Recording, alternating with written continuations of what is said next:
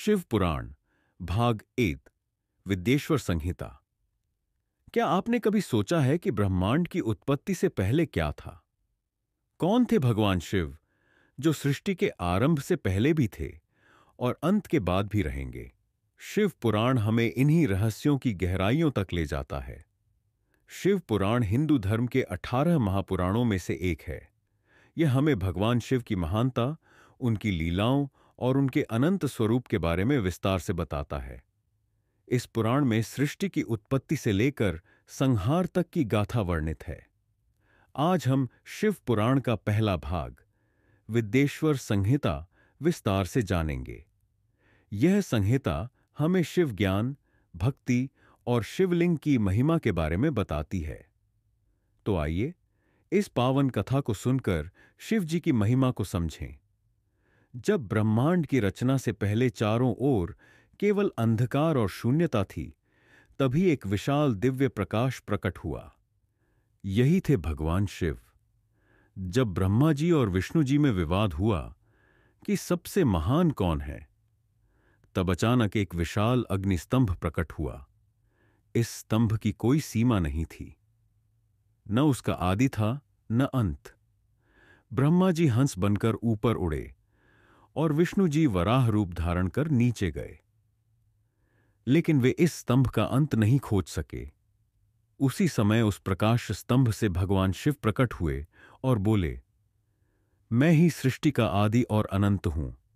जो मुझे जानेगा वही सच्चा ज्ञान प्राप्त करेगा। यही कारण है कि शिव को महादेव कहा जाता है, अर्थात देवों के देव। जब ब्रह्मा जी ने सृष्टि की रचना प्रारंभ की तो उन्हें एक समस्या आई। उन्होंने देवताओं, मनुष्यों और अन्य प्राणियों की सृष्टि की, लेकिन उनका अस्तित्व अधूरा था। ब्रह्मा जी ने भगवान शिव से मार्गदर्शन मांगा। तब भगवान शिव ने अपने अर्धनारीश्वर रूप को प्रकट किया। अर्धनारीश्वर रूप इस ब्रह्मांड के संतुलन का प्रतीक है। इसमें आधा शरीर भगवान शिव का और आधा शक्ति का होता है। शक्ति के बिना शिव अधूरे हैं और शिव के बिना शक्ति अधूरी है। इसलिए इस जगत में स्त्री और पुरुष दोनों समान हैं और एक दूसरे के बिना अधूरे हैं। शिव पुराण में बताया गया है कि जो भी व्यक्ति भगवान शिव की सच्चे मन से आराधना करता है, उसे मोक्ष प्राप्त होता है। भगवान विष्णु ने भगवान शिव की भक्ति करके रुद्राष्टक स्तोत्र की रचना की।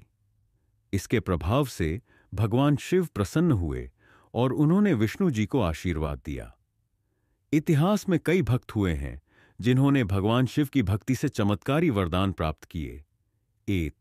महर्षि मार्कंडेय, जिन्होंने मृत्यु को हराया। 2. भक्त नंदी, जो शिव जी के सबसे प्रिय गण बने। 3. रावण, जिसने शिव की भक्ति से अतुलनीय शक्ति प्राप्त की।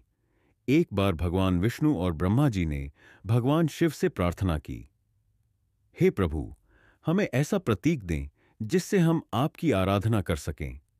तब भगवान शिव ने स्वयं को शिवलिंग रूप में प्रकट किया और कहा, जो भी शिवलिंग की सच्चे मन से पूजा करेगा उसे मोक्ष प्राप्त होगा। शिवलिंग 3 भागों में विभाजित होता है। नीचे का भाग ब्रह्मा का प्रतीक, मध्य भाग विष्णु का प्रतीक, ऊपरी भाग शिव का प्रतीक। शिवलिंग की पूजा करने से सभी पापों का नाश होता है और जीवन में सुख शांति आती है। भगवान शिव केवल करुणा और प्रेम के देवता ही नहीं, संहार के भी स्वामी हैं। जब भी अधर्म बढ़ता है तो भगवान शिव तांडव करते हैं। रावण ने जब शिवलिंग को लंका ले जाने का प्रयास किया तो भगवान शिव ने तांडव नृत्य किया। इस नृत्य से पूरी सृष्टि हिलने लगी।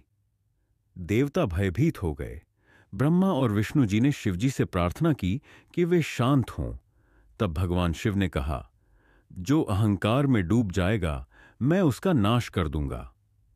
शिव पुराण हमें सिखाता है कि शिव भक्ति से सब कुछ प्राप्त किया जा सकता है। वे करुणा के सागर हैं, वे प्रेम के प्रतीक हैं और वे ही मोक्ष के दाता हैं।